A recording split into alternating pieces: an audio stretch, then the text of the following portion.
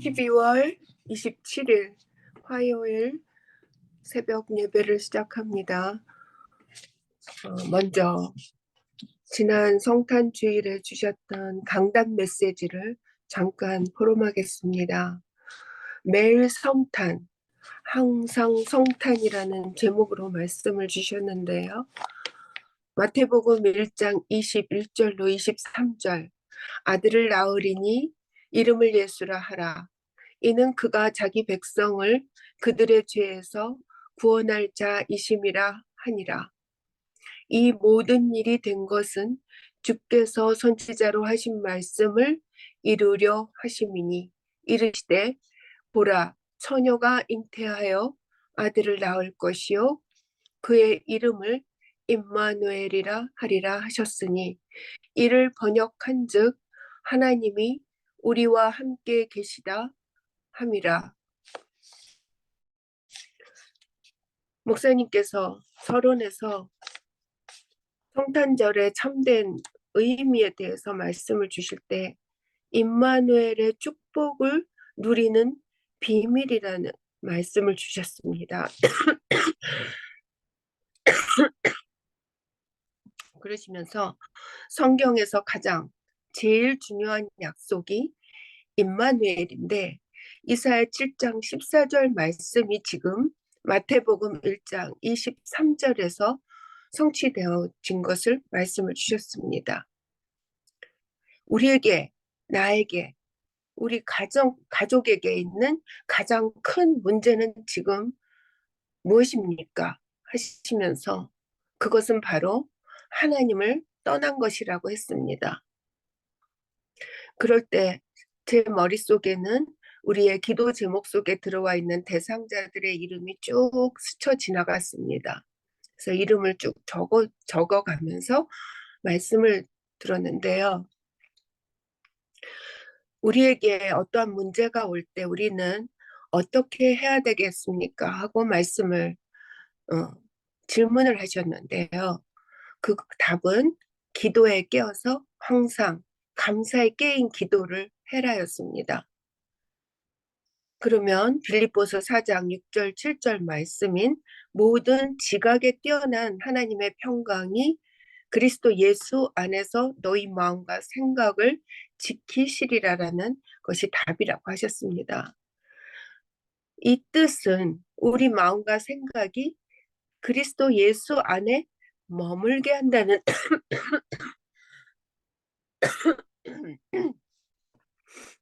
해석으로 말씀을 주셨습니다. 이 말씀이 제 마음에 담겼습니다.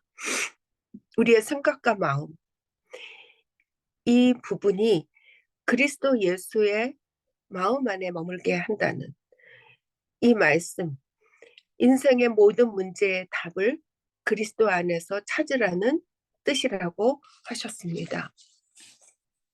그런데 하나님과 내가 맞아야 되는데 어떻게 하나님과 맞는 것을 우리가 알 수 있는가요? 정확하고 분명하게 목사님께서 이 부분에 대한 아주 명쾌한 답을 주셨는데요. 말씀과 내가 맞으면 된다라는 것이었습니다. 그러면서 동기 아버님이 오셨을 때 동기는 임마누 아버지 하면서 마음에 굉장히 큰 기쁨이 있을 것인데, 아버지의 말씀을 제대로 안 지키고 평상시 살았다면 약간의 두려움이 있을 것이라고 말씀을 하시면서 임마누엘에 대한 설명을 우리에게 주셨습니다. 예, 그 부분이 참 임마누 아버지라는 데서 임마누엘이라는 것이 잘 설명이 되어서 우리의 머릿속에 각인된 것 같습니다. 그리고 이 성탄절에 있어서 우리가 정말 감격이 있고 감동이 있어야지 되겠는데, 물론 에브리데이고 always 크리스마스지만 우리가 캠프를 생각하며 성탄절 행사도 기획하고 다 이제 정말 감사하게 예배를 드렸는데요. 그 속에서 주인 되신 그리스도가 내 안에서 얼마만큼 크게 어, 나를 나에게 말씀하시는 말씀으로 받아들였는지, 그리고 내가 얼마만큼 그리스도 안에 있는 기쁨과 행복을 누렸는지, 그것은 우리 자신만이 알 수가 있을 것입니다. 이것이야말로 다른 사람은 속여도 나 자신은 속이지 못하는 부분일 건데요. 정말 임마누엘로 그리스도를 누리는 성탄절이 될 수 있도록 몸부림을 쳐야지 되는 부분이었습니다. 다른 사람을 위해서 중보기도도 하고 연습도 하고 다 했는데, 정말 나는 하나님과 임마누엘 하는 그 하나님의 말씀 속에서 얼만큼 젖어 들어가서 그리스도 안에서 이 모든 임마누엘의 행복을 누렸었던가 생각해 보면 정말 모자라는 부분을 많이 발견할 수가 있었습니다. 그러면서 이 말씀을 준비를 하면서 정말 사탄의 권세는 무당도 꺾을 수가 없고, 아무리 부모가 우리를 사랑하여도 그분들이 부모님들이 모든 것을 다 통틀어서 나한테 투자를 한다 할지라도 이 사탄의 권세는 꺾을 수 없는 그런 영적인 부분에 있어서의 저주인데, 이 사탄의 권세와 재앙의 권세와 지옥의 권세를 그야말로 우리가 아무리 노력해도 안 되고 아무리 좋은 행동을 해도 안 되는 그 저주를 없애주신 분이 그리스도고, 그분이 하늘에서 내려올 수밖에 없었던 것도 이 부분 때문이고, 네. 그래서 정말 임마누엘을 누리는 것이 성탄절의 참된 의미다, 이렇게 말씀을 주셨습니다. 그리고 더 마음에 깊이 또 제가 새긴 것은, 목사님께서 평생 하나님의 뜻을 찾으려고 몸부림치면서 살아왔었는데 알고 보니 자식 이기는 부모 없다는 거, 그거를 깨달으면서 임마누엘이 완전히 해석이 됐다고 했습니다. 항상 하나님은 야곱이 야복강에서 하나님을 이겼다고 하는 게 사실 하나님이 져주신 거를 얘기하는 것이다, 뜻하는 것이다 하면서 이것이 임마누엘의 의미다, 이렇게 말씀을 주셨을 때 정말 거기 오신 새신자들, 새가족들이 임마누엘을 아주 쉽게 마음에 새기고 갈 수 있었을 것 같습니다.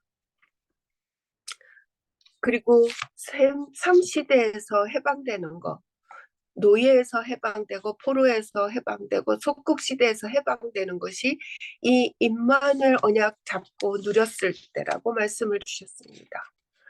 네, 정말 겉으로는 주권이 있어 보이는데 실제로는 주권이 상실된 포로와 같은 상태.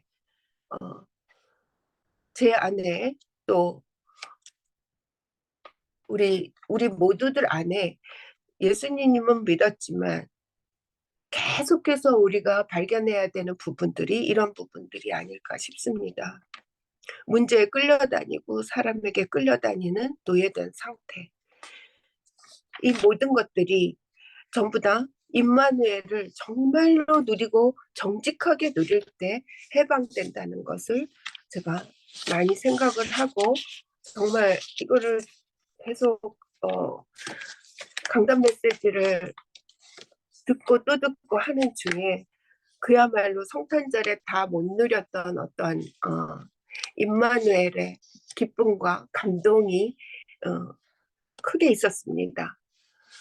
그러면서 우리에게 결론으로 주신 것은 정말 승리하는 것, 그것이 우리가 항상 임마누엘 누릴 때, 어디서나 임마누엘 누릴 때, 매일 임마누엘 누릴 때, 그것이 성탄절의 의미이며 그 조금 전에 말씀드렸던 노예시대, 포로시대, 속국시대를 정복하는 길이 열리는 것이라고 말씀을 주셨고요.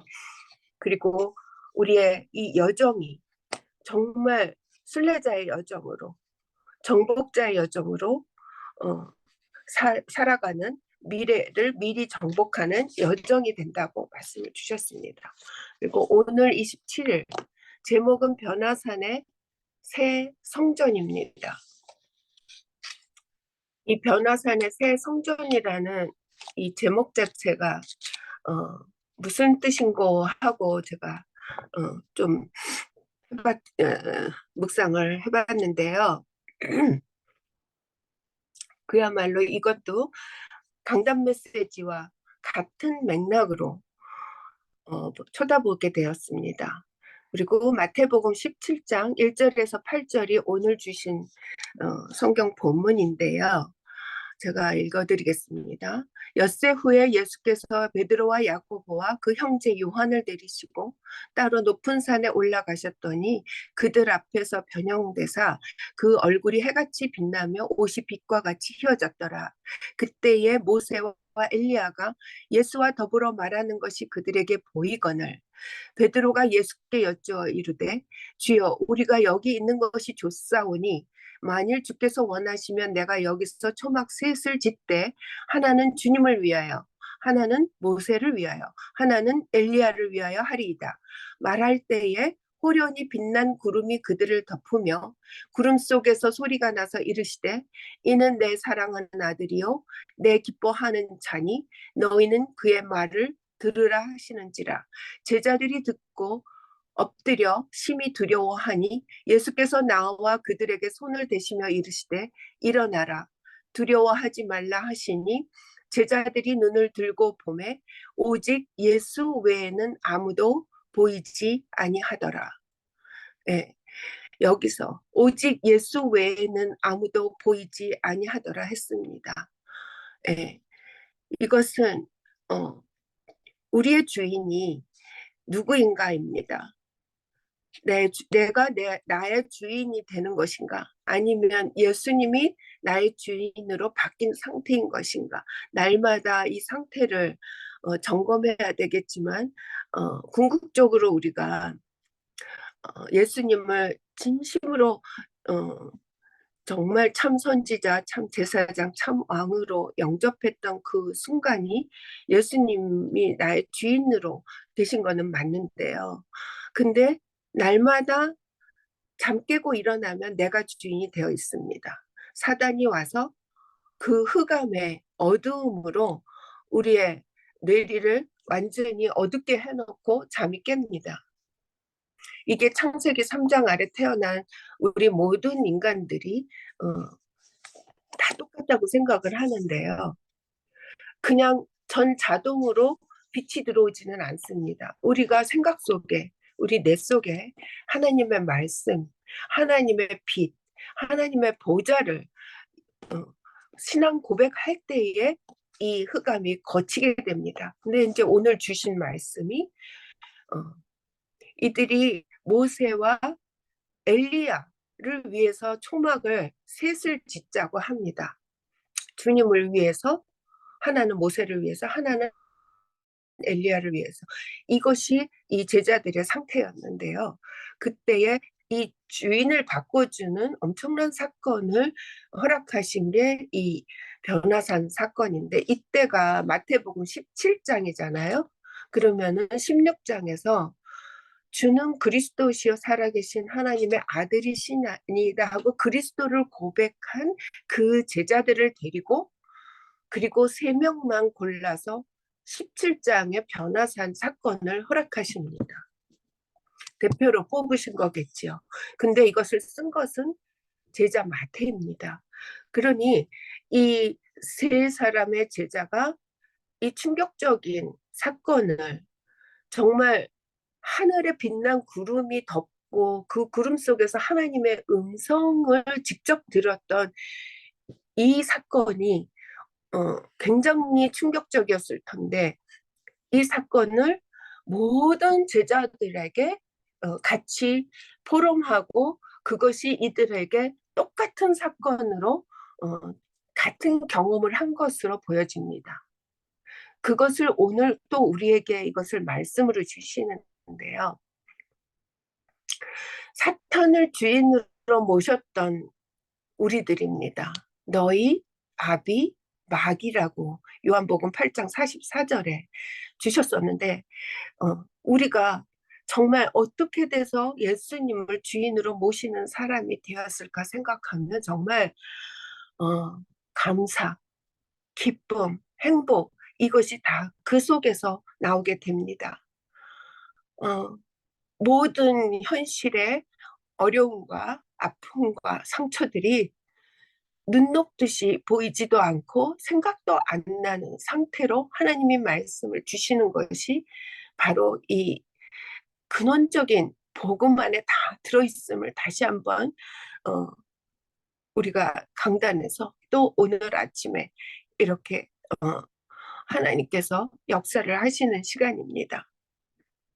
새벽에 우리들이 이렇게 말씀을 같이 묵상하고 기도하고 캠프할 때 하나님께서는 우리에게 다시 한번 근원적인 치유를 허락하시며 베푸시며 우리 교회를 이끌어 가시는 것을 봅니다. 요셉이 주인을 바꿨을 때 일어난 일, 그 형들이 자기를 팔았는 게 분명한데 그들에게 한탄하지 마소서, 두려워하지 마소서. 형들이 나를 판 게 아니라 하나님께서 형들의 생명을 구하시려고 나를 먼저 보낸 것뿐입니다라는 고백을 합니다. 이것이 복음으로 모든 것을 해석하는 주인이 바뀐 상태라는 거 다시 한번 오늘 아침에 각인해 봅니다. 다윗이 사울 왕을 피해서 17, 8년을 도망을 다니고 일부러 도망 다녔습니다. 그 자리에서 사울을 죽일 수도 있었고 원수를 갚을 수도 있었고 미운 감정을 해소할 수도 있었겠지만 사망의 음침한 골짜기라고 표현하는 그것이 육신적인 것만은 아닌 것 같습니다. 그 속에 일어나는 모든 감정이 사망의 음침한 골짜기였을 텐데요.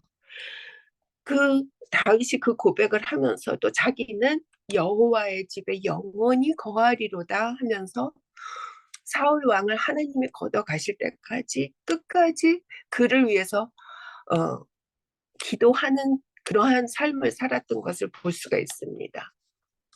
요셉과 같은 맥락인 것 같아요. 네. 그러면서 오늘 주인을 바꾼 사람이 할 수 있는 것은 영적 세계가 우리 안에서 바뀌는 것. 예수님의 얼굴이 해 같은 것이 눈에 보이고 예수님의 옷이 빛나는 것을 보는 것 같은 감각으로 우리의 감각이 영적으로 바뀐다는 것이죠. 예. 주인이 안 바뀌면은 은혜가 와도 이 제자들이 두려워서 덜덜 떤 것처럼 두렵다고 했습니다. 그런데 주인이 바뀌자 그리스도만 남은 것이 보일 때 엄청난 기쁨과 행복이 충만했을 것으로 생각이 됩니다. 오늘 하루 그러한 감각으로 저희의 마음 상태가 영적 세계에서 바뀌는 것을 감사드립시다. 그리고 하나님이 원하는 성전을 지어드리는 것 이것이 주인 바뀐 사람이 할 수 있는 유일한 일이라고 했습니다. 그 속에는 이방인들이 와서 쉬고 복음을 누리고 치유받으며 아이들이 와서 전문성을 키우고 인턴십을 할 수 있는 뜰이 마련되어지는 것이고 또 병든 자들이 와서 쉬고 누릴 수 있는 그러한 성전이라고 했습니다. 정말 우리 랩런트들이 전문성을 가지고 세상 이길 준비가 되어서 나갈 수 있도록 우리는 길을 만드는 사람들입니다. 지금 미국과 유럽과 또 한국도 마찬가지지만 청소년들이 정신 문제로 너무나 시달리고 있습니다. 이제 앞으로 10년 후면 코로나보다 더한 팬데믹이 오는데 그것이 무엇이냐면 영적으로 모든 청소년들이 무너진다는 것입니다. 그것을 대비해서 우리가 가야 될 순례자의 정복의 길은 미리 봐야 될 정복의 길은 우리의 렘넌트들을 키워서 그들을 살려내는 자들로 다윗과 같이 요셉과 같이 키워내는 것입니다. 그럴 때 우리가 할 수 있는 일, 정말 세 가지 뜰을 놓고 쉬지 않고 기도하며 이것을 위해서 우리 자신이 플랫폼이 되고 우리 자신이 안테나가 되고 망대가 되는 것입니다. 그랬을 때 계속 나오는, 요즘에 나오는 흐름 중에 그 결론이 성삼위 하나님을 누리는 기도, 그리고 보좌의 9가지 축복, 그것은 뭔가 하니 삼초월, 삼생명, 삼전무, 후무입니다. 그리고 과거, 오늘, 미래를 축복하고 살릴 삼시대, 그러니까 목회자와 중직자와 또 렘넌트들을 축복하는 그러한 삼시대 초월의 기도를 드리는 것이 우리들의 마지막 결론이자 또 시작이기도 한 것 같습니다. 이게 예수님이 주인된 사람이라면 이것이 반드시 되어질 수밖에 없고 완전히 이미 미리 다 정복하고 되어졌다는 것입니다. 그래서 날마다 해야 될 것이 결국은 이 세 가지 성삼위 하나님과 보좌의 9가지 축복과 세 시대, 3시대를 살리는 목회자와 중직자와 렘넌트와 함께 교회 살리고 현장 살리고 미래 살리는 그 축복 속에 들어가는 기도 속에서 24시 나를 찾는 것입니다. 그래서 저희가 화요일은 히브서를 놓고 기도하고 또 축복해 주시는 날로 목사님께서 해주셨는데요.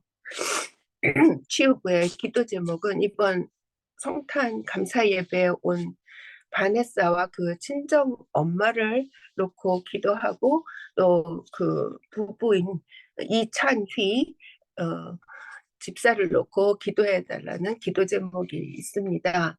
지금 바네사의 친정 엄마인 줌은 원인도 모르고 수술도 안 되고 치료 방법도 없는 그런 병에 걸려서 지금 굉장히 안 좋은 상태인데요.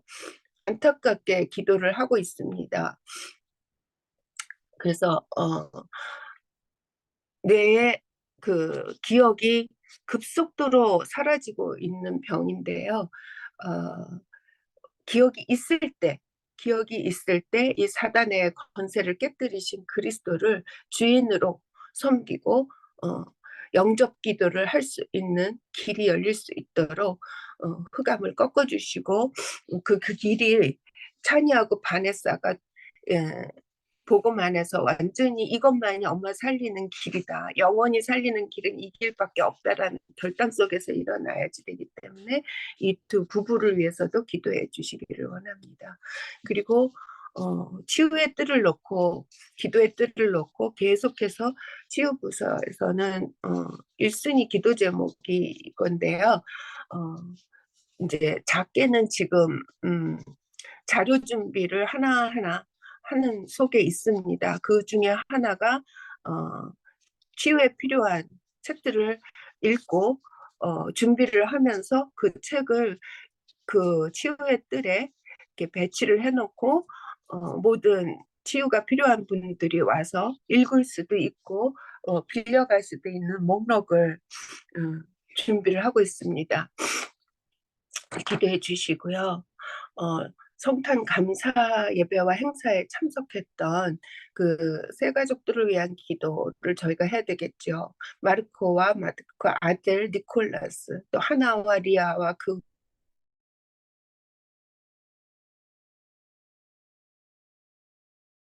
목사님을 위한 기도를 더 많이 하기를 원합니다.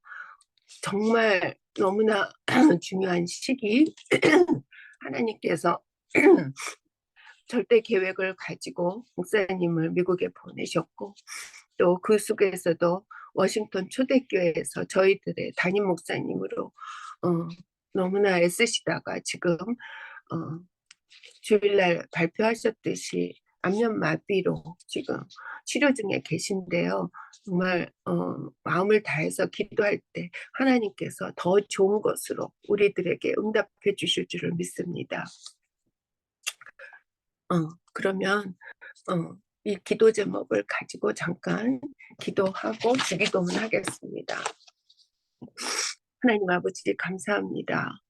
저희들에게 도저히 우리 자신이 해결할 수 없고 헤어져 나올 수 없는 사단의 권세의 소나기에서 우리를 끄집어내시기 위해 하늘 보좌를 버리시고 이 땅에 말구유에 나신 그것이 표적이라고 할 정도로 하나님께서는 이 땅에 그를 보내실 때에 말구유에 보내시며 이것이 표적이라고 하였는데 그 그리스도가 왕으로 영적 세계에서 그 흑암을 이기신 오직 유일하신 하나님으로 우리에게 주인으로 오심을 감사드립니다. 또 우리에게 워싱턴 초대교회를 섬기게 하시며 그 속에서 같은 메시지와 같은 흐름을 타고 목사님이야 저희가 하나가 되어서 움직이게 하심을 감사드립니다. 지금 특별히 주 목사님께서 어려움 속에 계신데 아버지 하나님께서는 분명히 다 이루고도 남을 능력을 가지고 빛을 가지고 치유의 계획을 가지고 계심을 믿습니다.